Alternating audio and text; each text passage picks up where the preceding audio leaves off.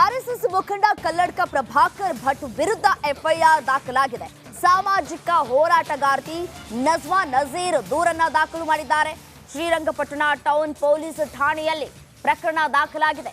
ಸಂಕೀರ್ತನ ಯಾತ್ರೆಯಲ್ಲಿ ಮುಸ್ಲಿಮರ ವಿರುದ್ಧ ಆಕ್ಷೇಪಾರ್ಹ ಹೇಳಿಕೆಯನ್ನ ಕೊಟ್ಟಿದ್ದಾರೆ ಅಂತ ಹೇಳಿ ದೂರನ್ನ ದಾಖಲು ಮಾಡಲಾಗಿದೆ.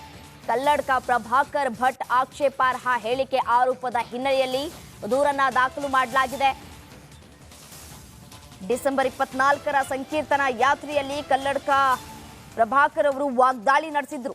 ರೌಡಿ ಶೀಟರ್ ತೆರೆದು ಕಾನೂನು ಕ್ರಮಕ್ಕೆ ಆಗ್ರಹಿಸಿ ಅಂತ ಹೇಳಿ ದೂರನ್ನ ದಾಖಲು ಮಾಡಲಾಗಿದೆ.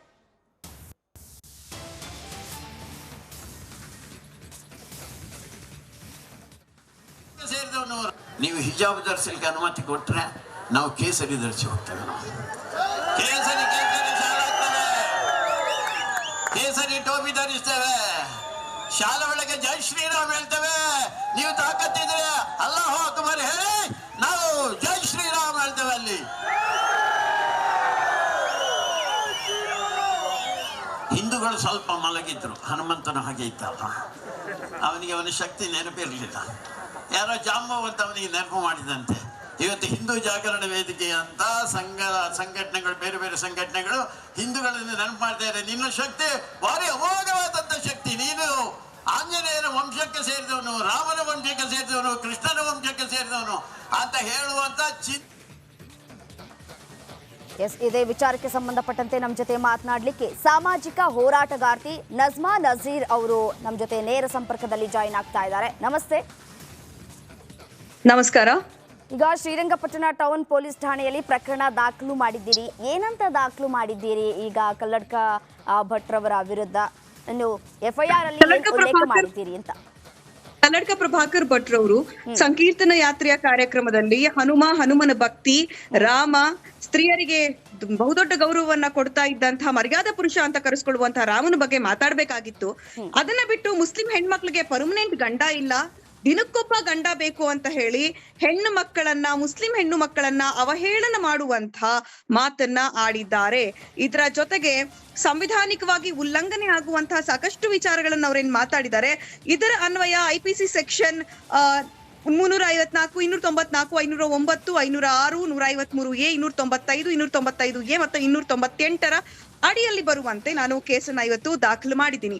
ಜೀವ ಬೆದರಿಕೆಯನ್ನ ಒಡ್ಡಿರುವಂತದ್ದು ಮತ್ತು ಲೈಂಗಿಕವಾಗಿ ಮತ್ತು ಮಾನಸಿಕವಾಗಿ ಮಹಿಳೆಯರಿಗೆ ದೌರ್ಜನ್ಯ ಎಸಗುವಂತಹ ಮಾತುಗಳನ್ನ ಆಡಿದ್ದಾರೆ. ನೋಡಿ, ಒಬ್ಬ ಹೆಣ್ಣು ಮಕ್ಕಳು ಅಂತ ಅಂದ್ರೆ ನಾವು ತಾಯಿ ಭುವನೇಶ್ವರಿಯನ್ನ ಪೂಜಿಸುವಂತ ಕನ್ನಡಿಗರು, ತಾಯಿ ಭಾರತಾಂಬೆಯನ್ನ ಪೂಜೆ ಮಾಡುವಂತ ಭಾರತೀಯರು. ಇಂತಹ ಒಂದು ನೆಲದಲ್ಲಿ ಹುಟ್ಟಿರುವಂತಹ ನಾವುಗಳು ಹೆಣ್ಣು ಮಕ್ಕಳ ವಿರುದ್ಧವಾಗಿ ನಿಮಗೆ ದಿನಕ್ಕೊಬ್ಬ ಗಂಡ ಬೇಕಾಗಿತ್ತು ಅಂತ ಮಾತಾಡೋದಿದೆಯಲ್ಲ, ಇದು ಸಂಸ್ಕೃತಿನ? ಈ ಸಂಸ್ಕೃತಿ ಅವರ ತುಚ್ಛತೆಯನ್ನ ತೋರಿಸುತ್ತೆ. ಈ ತುಚ್ಛ ಮನಸ್ಥಿತಿಯವರಿಗೆ ನಾವು ಕಾನೂನು ಶಿಕ್ಷೆಗೆ ಒಳಪಡಿಸ್ಲೇಬೇಕು.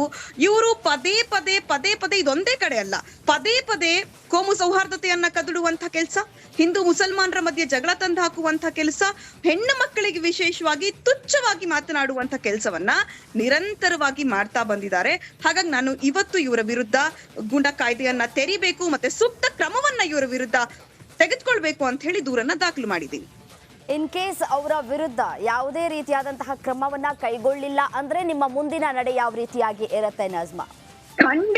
ಖಂಡಿತವಾಗ್ಲೂ ಈ ನೆಲದ ಹೆಣ್ಣು ಮಕ್ಕಳು ಜಾತ್ಯಾತೀತವಾಗಿ, ಧರ್ಮಾತೀತವಾಗಿ ಇವತ್ ನೋಡಿ ನಮಗ್ ತುಂಬಾ ಜನ ಹಿಂದೂ ಹೆಣ್ಣು ಮಕ್ಕಳು ಬೆಂಬಲವನ್ನು ಕೊಟ್ಟಿದ್ದಾರೆ, ಒಕ್ಕಲಿಗ ಹೆಣ್ಣು ಮಕ್ಕಳು ಬೆಂಬಲವನ್ನು ಕೊಟ್ಟಿದ್ದಾರೆ. ಪಕ್ಷಾತೀತವಾಗಿ, ಧರ್ಮಾತೀತವಾಗಿ ನಮ್ಗೆ ಹೆಣ್ಮಕ್ಳು ಜೊತೆಗೆ ನಿಂತಿದ್ದಾರೆ.